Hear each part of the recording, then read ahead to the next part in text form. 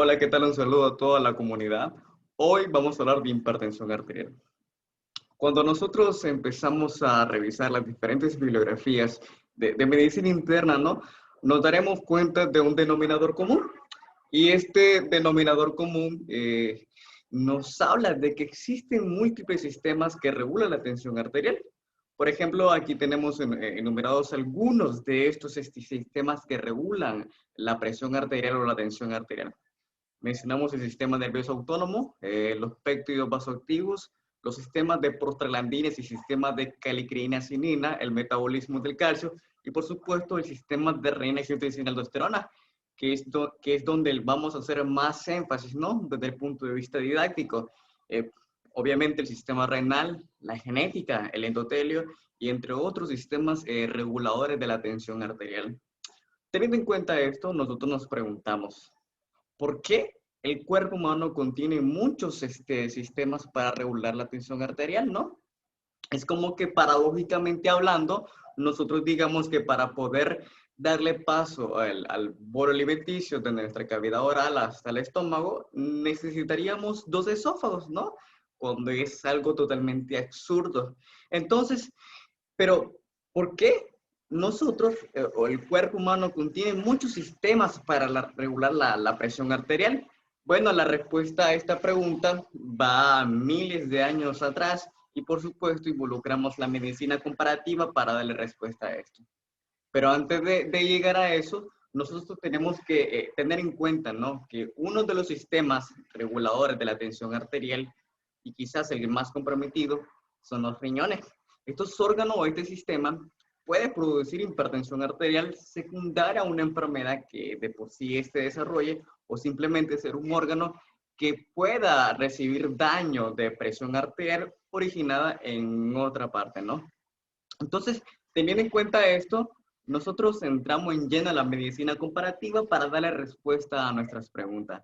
Una de las leyes de la medicina comparativa es que nos dice que los animales que deben conservar una gran cantidad de agua tienen asas de genes más largas que los animales que contienen poca necesidad de conservarla, ¿no? Por ejemplo, los anfibios y los peces carecen de ácido de genes y producen orina isotónica en relación con su plasma sanguíneo, ¿no?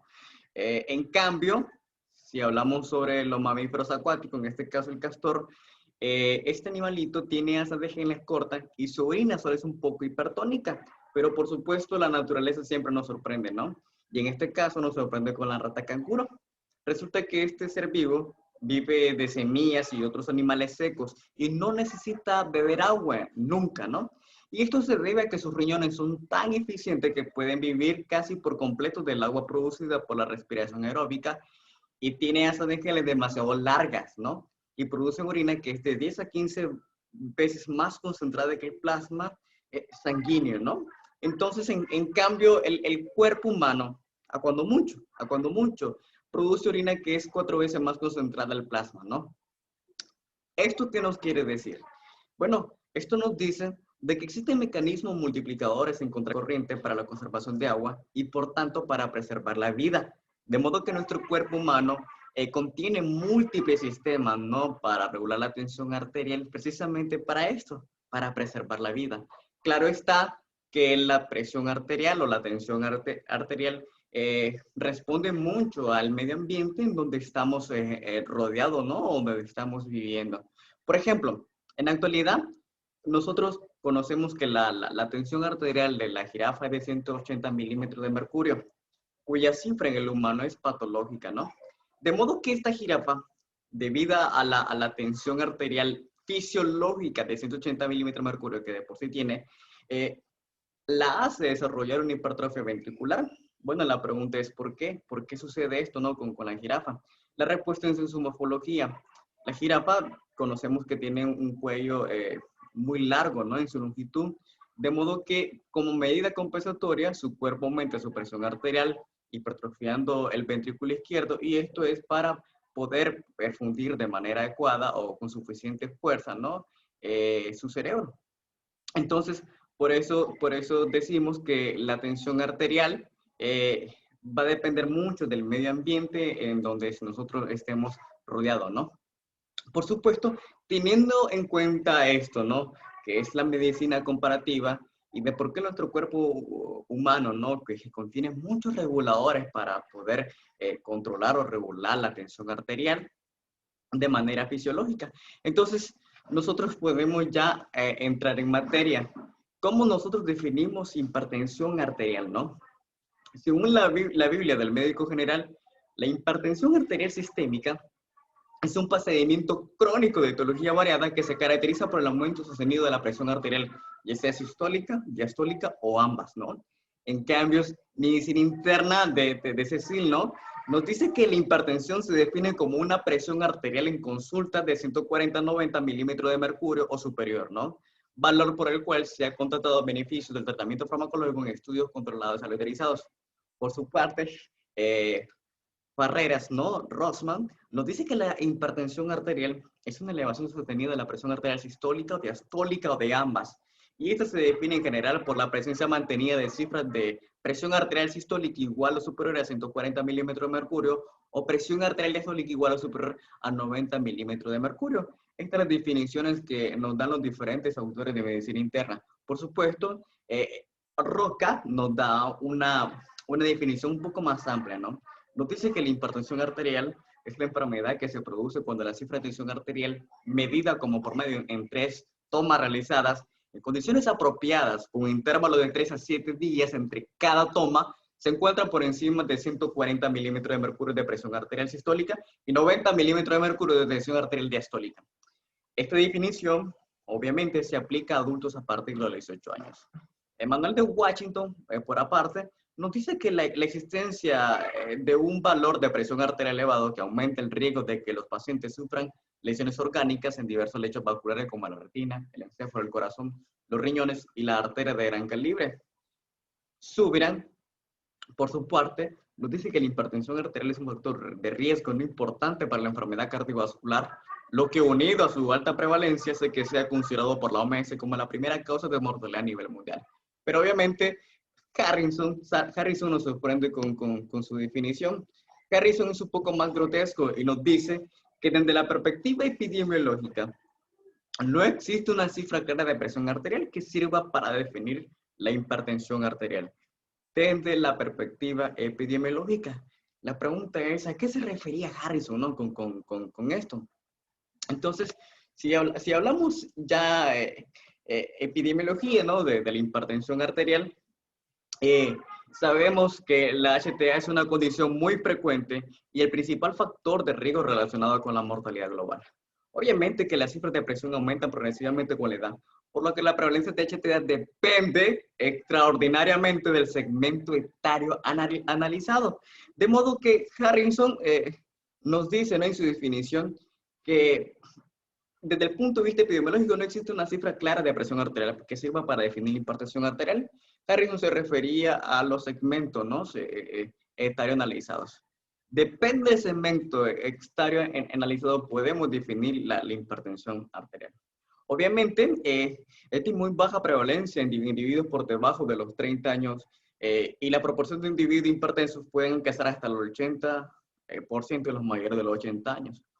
Todos los grupos étnicos, absolutamente todos, sufren HTA o hipertensión arterial, salvo aquellas comunidades que han permanecido culturalmente aisladas.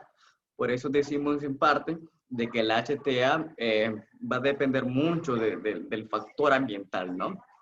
Y en la actualidad se calcula que más de 1.000 millones de individuos en todo el planeta sean hipertensos. Y se prevé que para el 2025 aumente el 15 al 20%, no alcanzando una cifra de 1.500 millones de individuos. ¿Qué hay de la clasificación? Existen múltiples clasificaciones de hipertensión arterial. En este caso, este cuadro nos habla sobre la clasificación de según la magnitud de las cifras tensionales. Aquí tenemos dos cifras, ¿no? O mejor dicho, tipo de clasificación. La clasificación europea, que es un poco más amplia, y por supuesto la clasificación norteamericana, que es un poco más cómoda, ¿no? O más básica. La europea nos dice que una tensión arterial óptima es aquella con una presión arterial sistólica menor a 120 con una diastólica menor a 80 milímetros de mercurio. Una normal es la que comprende de 120 a 129 con una diastólica de 80-84 milímetros de mercurio. Una normal alta es aquella que está entre 130 y 139 con una diastólica de 85-89 milímetros de mercurio. Una HTA de grado 1 es aquella que está en 140 a 159 con una diastólica de 90 a 99. Y una HTA de grado 2 es de 160 a 179 con una diastólica de 100 a 109, ¿no? Y por supuesto, ya la grado 3 es mayor, es con una tensión arterial sistólica mayor a 80 con una diastólica mayor a 110. Y obviamente la HTA sistólica aislada es mayor con una presión arterial sistólica mayor a 140 y con una diastólica menor a 90. Ya la clasificación norteamericana nos habla de una presión arterial normal, elevada, una estadio 1 y estadio no. Esta, quiero que entendamos que es la clasificación según la magnitud de las cifras tensionales. Ya dijimos anteriormente que existen múltiples clasificaciones para darle nombre y apellido a la hipertensión arterial. Entonces, también tenemos una clasificación según el tipo de hipertensión. Esta podemos clasificarla en sistólica, diastólica y sistodiastólica. Por ejemplo, la hipertensión sistólica aislada se clasifica en tres grandes grupos. Aquellas que es la hipertensión sistólica aislada al límite, que son con cifras tensionales de 140 a 150 milímetros de mercurio, y una de menos de 90, ¿no? Con una presión arterial diastólica. Una hipertensión sistólica aislada clásica es aquella con una tensión arterial sistólica de más de 160 milímetros de mercurio, y una hipertensión sistólica aislada desproporcionada es aquella que presenta cifras de tensión arterial sistólica mayor a 200 y con una diastólica de 90 milímetros de mercurio o más. Esta es la clasificación según el tipo de hipertensión. Ahora entramos a la clasificación según su evolución. Nosotros decimos que tenemos una hipertensión arterial de fase 1 cuando el paciente no presenta síntomas ni signos de afección orgánica, ¿no? Por el contrario, decimos que determinado paciente tiene hipertensión de fase 2, aquella, ¿no? O aquel paciente que se evidencia, ¿no? Hipertrofia ventricular izquierda, estrechamiento areolar en el fondo de ojo, ya sea una proteinura, una microalbuminuria o un aumento de creatinina plasmática por separado o varios de ellos a la vez, ¿no? Como puede ser uno, pueden ser varios. Y demostrado, ¿no? Por ejemplo, la hipertrofia ventricular izquierda, por EKG, etc. En la fase número 3 ya contamos con una lesión de órganos diana, ya sea corazón, riñón, cerebro o grandes arterias. Entonces, para repasar un poco, de manera general, decimos que una hipertensión arterial está en fase 1 cuando el paciente no tiene ni síntomas ni signos de afección orgánica, que está en fase 2 cuando el paciente presenta una hipertrofia ventricular izquierda, un estrechamiento arteriolar en el fondo de ojo, una proteinuria, una microalbuminuria, etcétera, ¿no? Ya sea una o varias. O una fase 3, cuando ya haya evidencia clara o franca de una lesión a órganos diana. Entonces, esta es la clasificación según su evolución. La clasificación según su etiología ya la manejamos. El 95% de los hipertensos corresponden a la variedad primaria, idiopática o esencial. Y apenas el 5% obedece a la hipertensión secundaria y son potencialmente curables, ¿no? Entonces, clasificación según etiología es primaria, secundaria o simplemente primaria, idiopática o esencial, ¿no? Y secundaria, por supuesto. Entonces, ¿qué hay de la etiología? Ya hemos revisado diferentes bibliografías y sabemos que desde el punto de vista genético el conocimiento de los genes implicados en la HTA es muy escaso, ¿no? Y ello debido a que la HTA, como enfermedad de elevada prevalencia y de amplia distribución geográfica, presenta una genética compleja con la probable participación de un gran número de genes candidatos, ¿no? Ya, sí, hay estudios, ¿no? que demuestran que la HTA es más frecuente en familiares que hayan padecido de esto, ¿no? Pero también se ha demostrado que dichos familiares que pueden heredar estos genes para desarrollar HTA, si tienen una vida saludable, nunca vuelven o mejor dicho, jamás desarrollan la HTA. Por tanto, esto nos habla sobre un factor ambiental, ¿no? ya sabemos que los principales factores relacionados con el desarrollo del HTA se encuentran ligados con el progreso de los cambios de los hábitos de vida y dietéticos, ¿no? Eso lo tenemos claro. Entonces, ¿qué hay de la fisiopatología? Los mismos sistemas que regulan la tensión arterial, ¿no? Nos explican la fisiopatología. En este caso, como mencioné anteriormente, nos vamos a enfocar más en el sistema renina-angiotensina-aldosterona, ¿no? Porque es uno de los que más se ha estudiado, más comprensibles y es el mejor explicado desde el punto de vista educativo. Entonces, para poder conocer la fisiopatología de la hipertensión arterial, según el sistema renina-angiotensina-aldosterona, debemos de conocer cómo funciona este sistema, ¿no? Entonces, imaginemos lo siguiente, ¿no? Eh, el hígado produce una sustancia llamada angiotensinógeno, ¿no? Esta sustancia, angiotensinógeno, principalmente se produce en el hígado, pero también se puede producir en cerebro, grandes arterias, riñón, tejido adiposo y corazón, ¿no? En cambio, el riñón también secreta renina y prorenina. Cuando la renina se une con el angiotensinógeno, crea algo llamado angiotensina número 1, ¿no? Esta angiotensina número 1, para poder convertirse en angiotensina número 2, que es su forma activa, necesita de una enzima, y es la enzima convertidora de angiotensina 2, ¿no?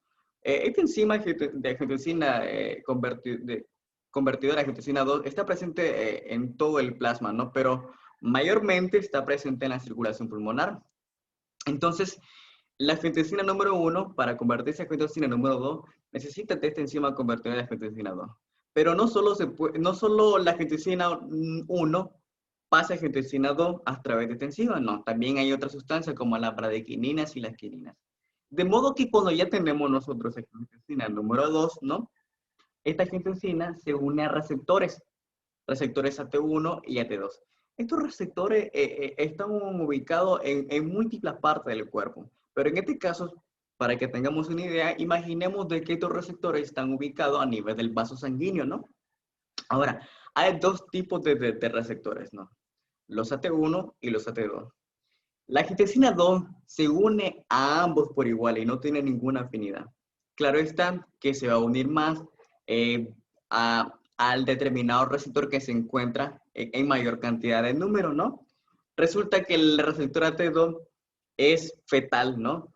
Tenemos esos receptores a nivel fetal.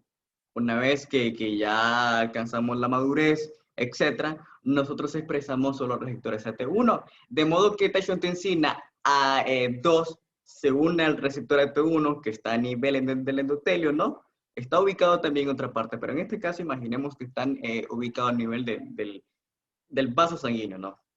Entonces, una vez que la angiotensina 2 se une a este receptor, libera aldosterona. Y ya sabemos que la aldosterona es una hormona, ¿no? Que retiene sodio y donde va el sodio arrastra agua. De modo que uno de los efectos que tenemos es vasoconstricción, aumento de la contractilidad cardíaca y el crecimiento celular. Y con eso se expande el volumen sanguíneo y con eso pues se expande el volumen y se da la hipertensión arterial desde el punto de vista patológico, ¿no? Entonces, hemos escuchado de diferentes fármacos, ¿no? Que por ejemplo, los IECA, ¿no? Que son los fármacos inhibidores de la enzima de convertidora de angiotensina. Entonces, ese fármaco evita esta vía de acá. ¿No? Y en cuanto a los SARAs, por ejemplo, los losartán, evita que la angiotensina 2 se unen a los receptores. Entonces, de aquí sale la explicación, ¿no? De cómo funcionan esos fármacos. Ahora, esto de manera general hablé sobre las funciones de los receptores de AT1 y AT2. Pero si aumentamos un poco más este tema, nos vamos a dar cuenta de que estos receptores están ubicados en otras partes del cuerpo. Por ejemplo, los AT1 y los AT2 están ubicados en las arterias, ¿no? Por ejemplo, si se imaginan que la angiotensina número 2 se une a un AT1, la respuesta que nosotros vamos a tener a nivel arterial va a ser, como se menciona en el cuadro, una vasoconstricción, una hipertrofia, induce esa apostosis. Obviamente que hay un aumento de la expresión del factor de crecimiento arterial vascular y esto fomenta la angiogénesis y la remodelación vascular, ¿no? Entonces ya a largo plazo, con elevadas tensión, ¿no? de presión arterial, Otros vamos a desarrollar hipertrofia del ventrículo izquierdo, ¿no? Obviamente también otro efecto de AT1 es el efecto inflamatorio vascular y endotelial. En cambio, los AT2, que están más expresados a nivel fetal, causan vasodilatación, promueven la apoptosis del músculo lisovascular, fomenta en forma indirecta la producción de óxido nítrico, bloquea la acción de radicales libres y disminuye la expresión de los AT1. Eso es a nivel de arteria. Ahora, a nivel del corazón, los AT1 aumentan la contractilidad. Aumenta la hipertrofia, ¿no? Ya sea por una proliferación de miocitos y colágeno, aumenta la actividad a nivel del sistema nervioso, aumenta la actividad simpática y aumenta la secreción de la hormona antidiurética, ¿no? En cambio, los AT2 en el corazón disminuye la presión de la expresión de los AT1. Es antihipertrófico, ¿no? Y y disminuye la apoptosis de miocitos. Y a nivel del sistema nervioso central, es un neuroprotección, apertura de los canales rectificadores retrasados de potasios y el cierre de los canales de calcio. Promueve la diferenciación celular y es una reparación nerviosa, ¿no? En el endotelio, en los AT1 aumenta la síntesis de radicales libres, induce apoptosis, disminuye la síntesis de dióxido nítrico, aumenta la expresión, ¿no? del PAE o el efecto procoagulante y activa, o mejor dicho, expresa, aumenta la presión del factor de crecimiento endotelial vascular. En cambio, los AT2 fomentan la forma indirecta de la producción de dióxido nítrico, regula la apoptosis, bloquea la acción de radicales libres, promueve la diferenciación celular, es antiproliferativo y es reparador de tejido, ¿no? En los riñones, eh, los AT1 retienen sodio, inhiben la renina, ¿no? Que es lo que, el producto, mejor dicho, que cuando se une al angiotensina, crea angiotensina número 1, ¿no? Al nivel de la suprarrenal libera catecolaminas y otras, liberador de calcio, ¿no? Ya sabemos que la entrada del calcio al endotelio, ¿no? Causa vasoconstricción y ese es otro mecanismo para aumentar la tensión arterial. Los AT2, a nivel de riñón, son vasodilatadores aferentes, inhiben la proliferación y crecimiento celular y regula la apoptosis y libera estrógenos y bradicininina. De modo que se explica del por qué nosotros para controlar la tensión arterial no podemos aplicar ni YEICAS ni ARA en una embarazada. Porque, por ejemplo, si nosotros aplicamos estos fármacos, uno de los efectos que más vamos a tener a nivel fetal son los efectos de los AT2, de modo que a nivel del feto, estos fármacos son nefrotóxicos. Incluso podrían provocar agenesia renal. Entonces, estos son los efectos de estimulación de los receptores de angiotensina, ya sea en AT1 y en AT2. Ahora, la hipertensión arterial tiene factores predisponentes. Ya hablamos de la edad. A mayor edad incrementa la tensión, el número de tensión arterial, ¿no? Ya sabemos que el sexo es más común en hombres que en mujeres. Esto hay un poco de controversia, porque se cree que esto podría ser simplemente porque en la población masculina se consume más tabaco que en relación con la femenina, o simplemente la protección de estrógeno, ¿no? O la protección de estrógeno que tienen las mujeres. La etnia, ya hablamos a nivel familiar de la herencia, la obesidad, ¿no? La dieta rica en sodios y los factores psicosociales, ¿no? Estos son factores predisponentes. En cambio, la hipertensión arterial y el riesgo vascular, ¿no? Se considera factores de riesgo mayores cardiovasculares en la población hipertensa los siguientes.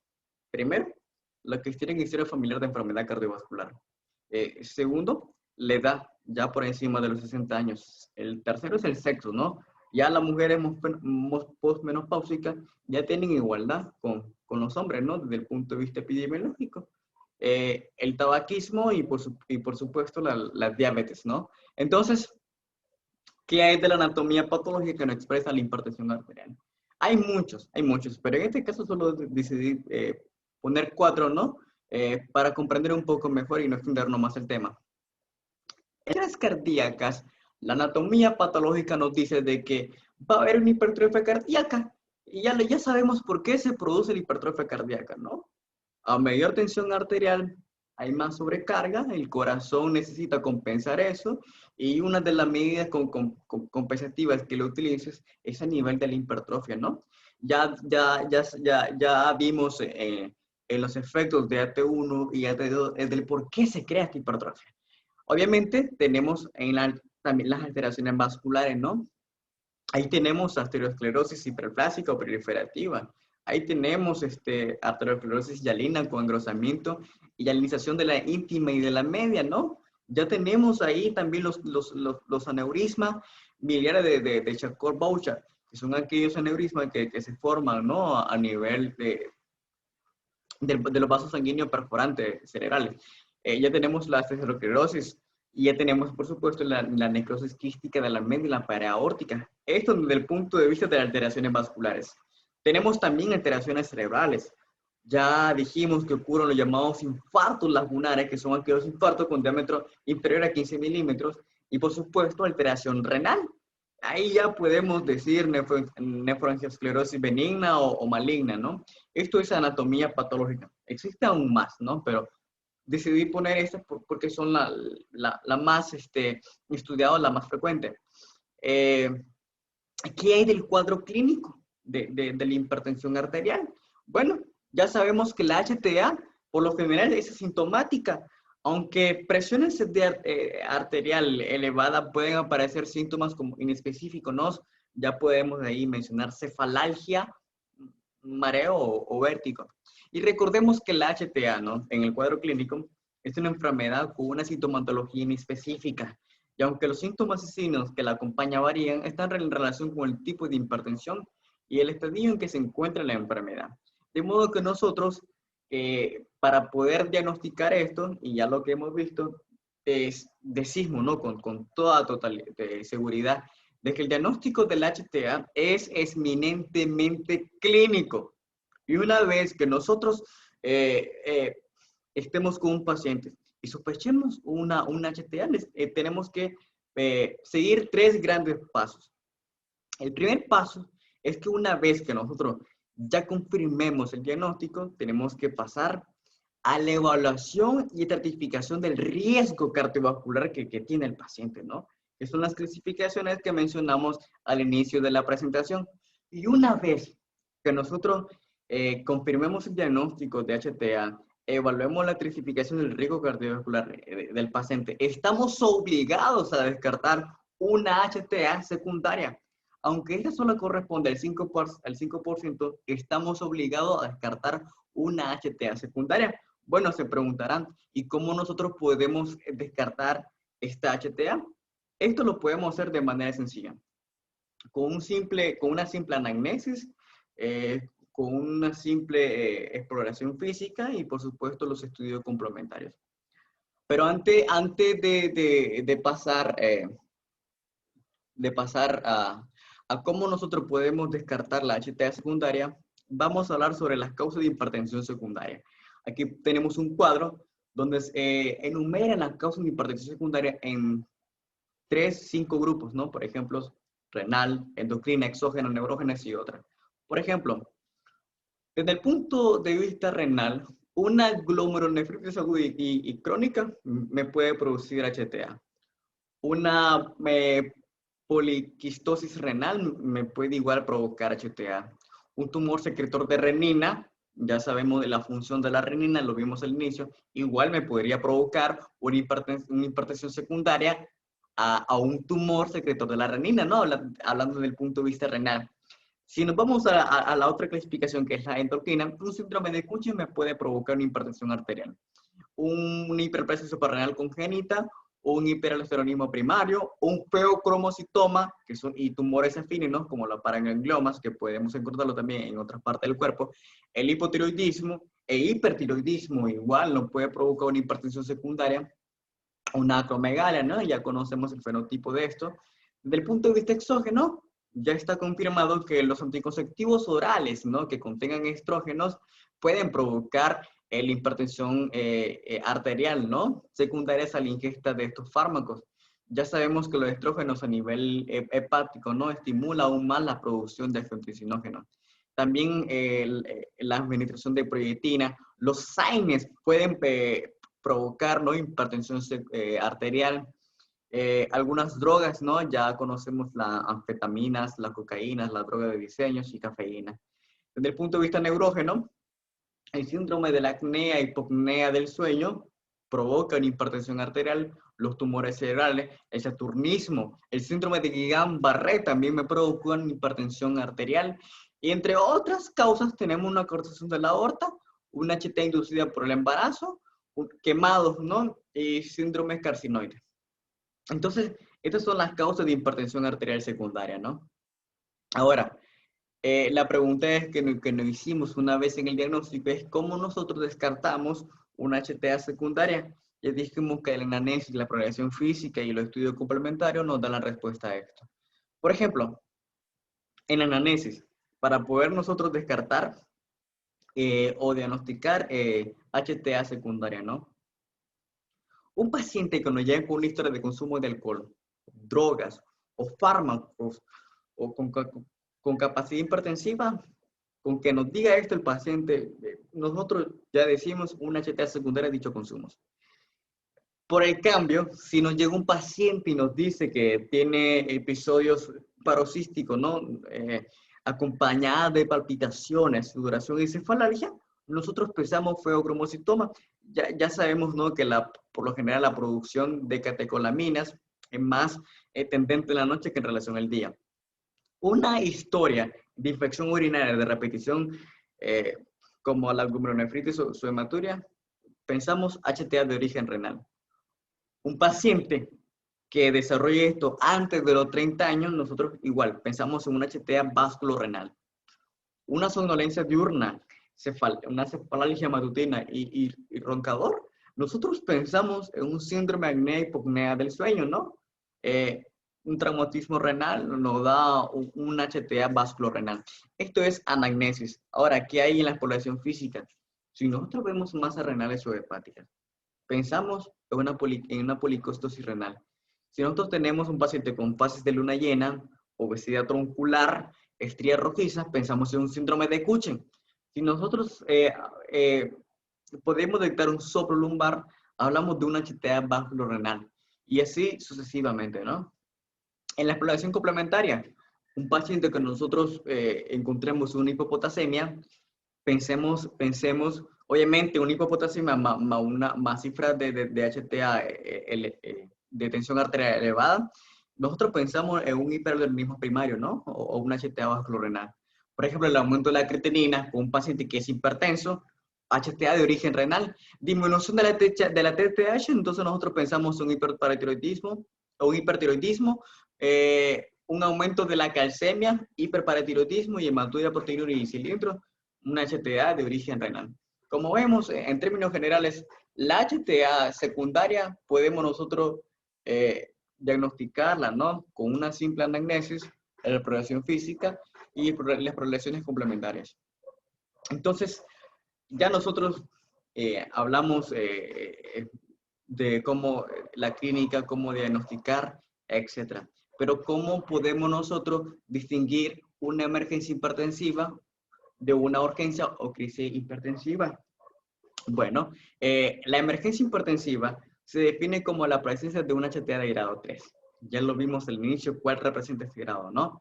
Acompañada de lesión orgánica progresiva y que requiere evaluación y tratamiento inmediato, ¿no? El tratamiento de las emergencias hipertensivas requiere una reducción de la PA en horas, ¿no? En horas. Generalmente con fármacos administrados por vía intravenosa. Por su parte, una urgencia o crisis hipertensiva se caracteriza por la presentación de una HTA de grado 3. Ya vimos que las dos son grado 3, pero con la diferencia en que la emergencia hipertensiva hay evidencia de daño a órganos diana, en cambio las urgencias o la crisis hipertensiva no lo hay. Entonces, esto no requiere una reducción rápida de la PA, ni si es recomendable el uso de fármacos por vía de administración distinta de las ya recomendadas, ¿no? Entonces, ¿cómo nosotros podemos tomar la lectura de tensión arterial a los pacientes? Aquí lo podemos dividir en tres grandes pasos. Primero, el paciente tiene que descansar 5 minutos antes de la toma. No, posteriormente a esto no debe consumir ni café, ni cigarrillos, ni alcohol, ¿no? 30 minutos antes de la toma. El paciente tiene que estar sentado en decúbito superior, brazos desnudos, apoyados y un tórax elevado a 30 a 45 grados. El equipo, nada más contamos de un banquete inflable que debe cubrir 2/3 del brazo, ya que si nosotros utilizamos un esfigmomanómetro muy pequeño en un paciente obeso, vamos a tener cifras totalmente falsas, ¿no? Por supuesto, la técnica, en la primera visita se debe tomar la TEA en hemobrazos. Se debe inflar el manguito hasta 20-30 milímetros por encima de la desaparición del pulso. El primer sonido de Korsakoff corresponden a la tensión arterial sistólica, y la separación de esta o del quinto corresponde ya a la diastólica. Aunque claro, ¿verdad? Hay algunos que recomiendan otro el cambio de tono y la separación del ruido. Entonces, el tratamiento de la hipertensión arterial son dos, ¿no? Es farmacológico y no farmacológico. Ya vimos anteriormente que la parte ambiental, el factor ambiental, tiene que ver muchísimo con el desarrollo de la hipertensión arterial. Por ejemplo, en la modificación en el estilo de vida, eso es por ley, ¿no? Por ley. No es que va a ser un cigarrillo, que van a ser 2 a la semana o 3. Esto es por ley. Dejar de fumar definitivamente. La reducción y estabilización del peso, ¿no? La reducción del consumo excesivo de alcohol. El ejercicio físico, hay que evitar el sedentarismo. La reducción del consumo de sal. Ya dijimos anteriormente que donde está la sal, está el agua, ¿no? El aumento del consumo de frutas y verduras y disminución del consumo de grasas saturadas y totales. Este es el tratamiento no farmacológico. ¿Pero qué hay del farmacológico? Bueno, aquí tenemos una tabla donde se demuestran los principales grupos farmacológicos, ¿no? Ahí tenemos, por ejemplo, los diuréticos tiacídicos, la hidroclorotiazida, y la dosis máxima de esta es de 100 miligramos en 24 horas. Por ejemplo, en los JICA, un ejemplo de ello tenemos el enalapril, que es de 5 miligramos, ¿no? Y dosis máxima de estos, de la enalapril es de 20 miligramos cada 12 horas. Los ARA, ya los sartán, 25 miligramos con dosis máxima de 100 miligramos en 24 horas. No voy a estar mencionándose los fármacos, ¿no? Ni hablando de ellos. Para que ustedes puedan documentarse o lean esto con un poco de calma, pueden escribirme a la página o al WhatsApp y yo con gusto le comparto esta presentación. ¿Qué hay de la elección del tratamiento según las características clínicas? Un ejemplo, ¿verdad? Roca nos dice que a una hipertrofia del ventrículo izquierdo lo más recomendable es usar los JAK, los antagonistas de calcio y los ARA2. Cuando nosotros tengamos un paciente con una microalbuminuria, se recomienda usar JAK y los ARA porque son fármacos nefroprotectores, hablando del ARA, ¿verdad? En los sitios previos, cualquier fármaco que disminuya la pH se tiene que utilizar. En las anginas de pecho, los beta bloqueantes o el antagonista de calcio, ¿no? Son muy recomendados. Por ejemplo, en la enfermedad arterial periférica, podemos usar ahí los antagonistas de calcio. Sabemos que hay otros tipos de HTA, ¿no? Para ya culminar, la HTA de bata blanca es aquel paciente que sufre de tensiones arteriales elevadas únicamente en la consulta, pero fuera de esta tiene tensión arterial normal, ¿no? En cambio, la HTA enmascarada es totalmente lo contrario. Es aquel paciente que en la consulta tiene, o mejor dicho, ¿verdad? Una tensión arterial normal, pero fuera de ella es elevada. La HTA de fármaco resistente es aquella HTA que no responde al tratamiento de 3 fármacos o más. Y en esos grupos tienen que incluir un diurético. Y por supuesto, el tema de nuestro próximo video, la HTA nocturna.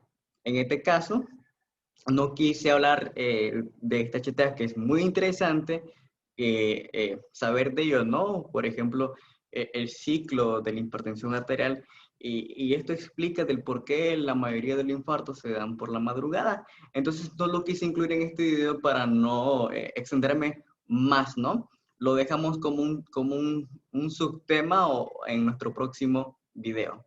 Bien, esa es la clase del día de hoy. Si tienen alguna pregunta, alguna sugerencia para poder mejorar en mi video, todas son bienvenidas y espero que les haya gustado.